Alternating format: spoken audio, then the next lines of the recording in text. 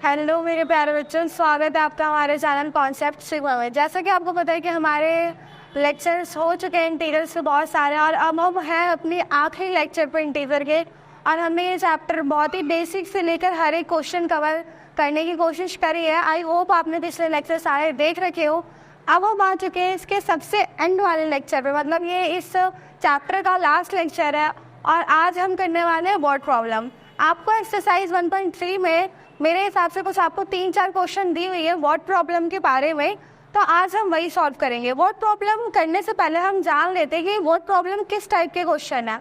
जैसे कि हमने पहले वेरिफिकेशन के क्वेश्चन कर लिए हैं, और हमने सिचुएशन वाले क्वेश्चन भी कर लिए, और हमने नॉर्मल जो मैथमेटिकल ऑपरेशन वाला क्वेश्चन होता है हमने वो भी कर लिया। तो वर्ड प्रॉब्लम उस टाइप का क्वेश्चन होता है जब आपको चीज़ें कुछ कंडीशन दी होती है, मतलब आपको पूरी लैंग्वेज में क्वेश्चन दिया होता है, मतलब 19×3 टाइप करके नहीं दिया होता। आपको इक्वेशन खुद बनानी होती है, आपको खुद समझना होता है कि आपको उसमें माइनस करना है, प्लस करना है, सब्ट्रैक्ट करना है या क्या करना है।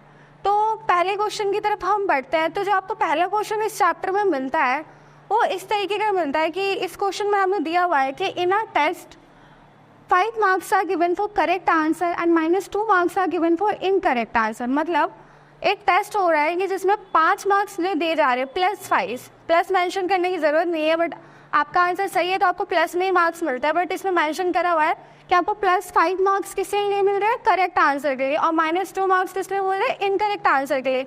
-2 मार्क्स देके वो नहीं होना। आपने नेगेटिव मार्किंग सुनी है बहुत बार कि इस पेपर में हमारी नेगेटिव मार्किंग है। मतलब जब आप सही कर रहे हो तो वो तो ठीक ही है। आपने यूजुअली पेपर में देखा होगा कि जब आप कोई क्वेश्चन छोड़ देते हैं, गलत करते हो, उसके नंबर आपके माइनस में होते हैं, उसके आप तो 0 लग जाते हैं। बट -2 का मतलब है अगर आपने कोई क्वेश्चन गलत भी करा है तो उसके आपके -2 कट जाएंगे टोटल मार्क्स में से।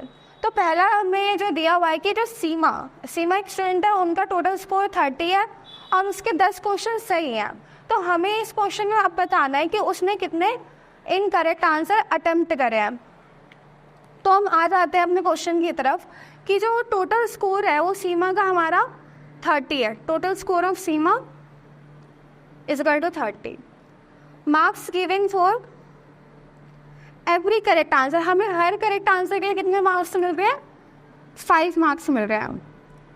और जैसा कि आप यहाँ पर देख सकते हो कि सीमा ने कितने करेक्ट आंसर अटेम्प्ट किए, सीमा ने 10 करेक्ट आंसर अटेम्प्ट किए। तो marks given for 1 correct answer हमारा 5 है, तो marks given for 10 correct answer हमारा कितना हो जाएगा, 10 × 5 50 हो जाएगा हमारा।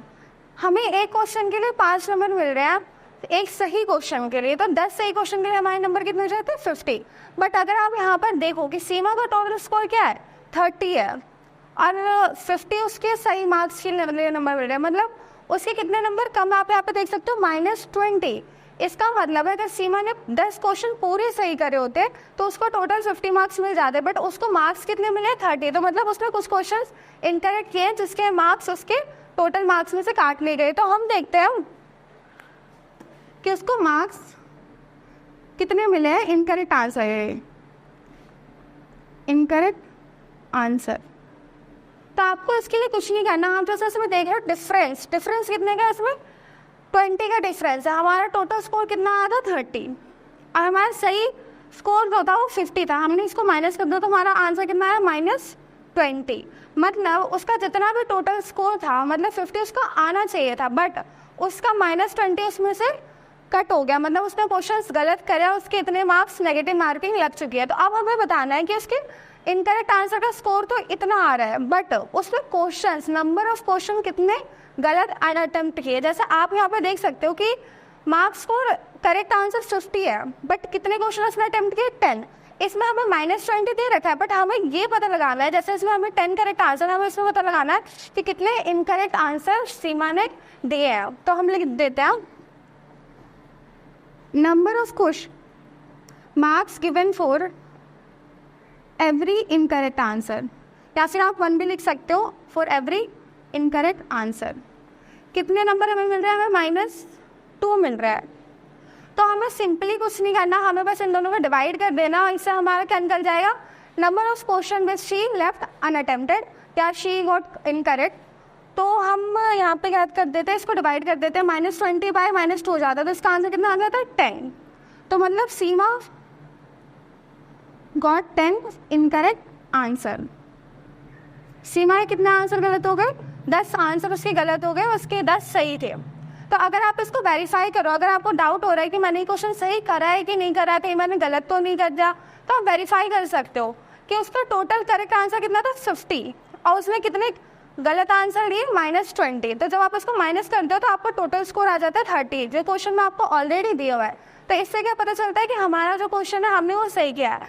इसी तरीके से जब आपको देखते हो कि दूसरा पार्ट हमारा आ जाता है जे ने कितने को आंसर सही करे, उसने 4 करेक्ट आंसर दिए, उसका टोटल स्कोर -12 है। तो इसमें मैं आप एक खुद से अटेम्प्ट करोगे, मैं इसका बस आपको कैलकुलेशन पार्ट करके दिखा देती हूँ।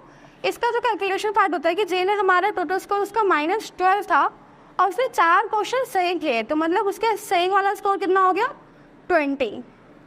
अब हमें देखना है कि उसका स्कोर एग्जाम आता है माइनस, मतलब इनकरेक्ट वाला स्कोर उसका कितना। उसके लिए आपको कुछ नहीं करना, उसको आपको टोटल स्कोर से आपका इनकरेक्ट स्कोर माइनस कर देना। तो ये कितना आ जाएगा आपका -32।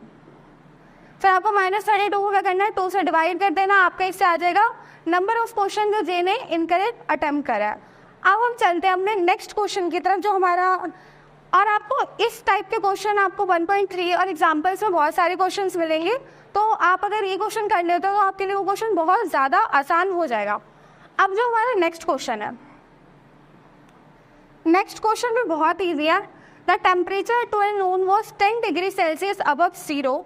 मतलब जब 12 बजे टेम्परेचर था 12 नून, मतलब दोपहर में जो टेम्परेचर था वो 10 डिग्री सेल्सियस अबव 0 था। 10 डिग्री सेल्सियस अबव 0। अब आप यहाँ पर सोच रहे होगे कि +10 डिग्री सेल्सियस होगा कि -10 डिग्री सेल्सियस होगा। तो मैं आपको बता दूं कि इसमें बोला है कि अबव 0, मतलब 0 के ऊपर, तो ये हमेशा अबव 0 हमारा पॉजिटिव इंटीजर में जाता है और बिलो 0 हमारा नेगेटिव इंटीजर में जाता है। तो अबव 0 10 डिग्री सेल्सियस अबव 0, मतलब हमारा पॉजिटिव का 10 डिग्री सेल्सियस हो जाएगा। अगली बात हमसे बोला it decreases by 2 degree Celsius per hour until midnight. मतलब 12 बजे दोपहर में तो हमारा टेम्परेचर कितना है 10 डिग्री सेल्सियस है, बट रात के 12 बजे तक वो 2 डिग्री सेल्सियस हर घंटे घटता जा रहा है। जैसे रात के 12 बजे उसका जो टेम्परेचर था 12 नून को टेम्परेचर था वो 10 डिग्री सेल्सियस था। जैसे ही 1 बज गया तो उसका टेम्परेचर कितना हो गया 8 डिग्री सेल्सियस होगा, मतलब 10 - 2 = 8 डिग्री सेल्सियस। वैसे 2 बजेगी तो उसका टेम्परेचर कितना हो जाएगा 6 डिग्री सेल्सियस, और 3 बजे उसका टेम्परेचर कितना हो जाएगा 4 डिग्री सेल्सियस। तो आई होप आपको एक चीज़ समझ आ गया कि 2 डिग्री सेल्सियस पर आवर का मतलब होता है कि वो मतलब हर घंटे 2 डिग्री सेल्सियस घट रहा है। और हमें क्वेश्चन में क्या पूछा है, व्हाट टाइम होता है temperature will be 8 degree Celsius below the 0।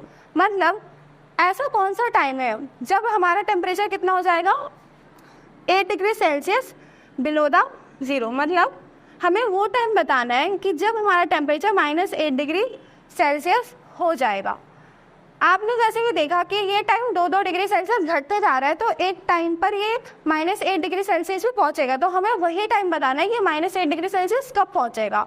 जो अगला पॉइंट हमारा है कि टेम्परेचर एट मिडनाइट, ऐसे घटते घटते जब रात के 12 बज जाएंगे तो उस टाइम टेम्परेचर हमारा कितना होगा। तो ये क्वेश्चन बहुत ईजी है, आपको इसमें कुछ नहीं करना है, बस आपको जो बातें दी हुई हैं वो ध्यान रखना है कि टेम्परेचर जो हमारा है, टेम्परेचर एट 12 नून हमारा कितना है 10 डिग्री सेल्सियस, ये हमें पता चल गया। टेम्परेचर एट 1 AM हमारा कितना हो जाएगा 8 डिग्री सेल्सियस।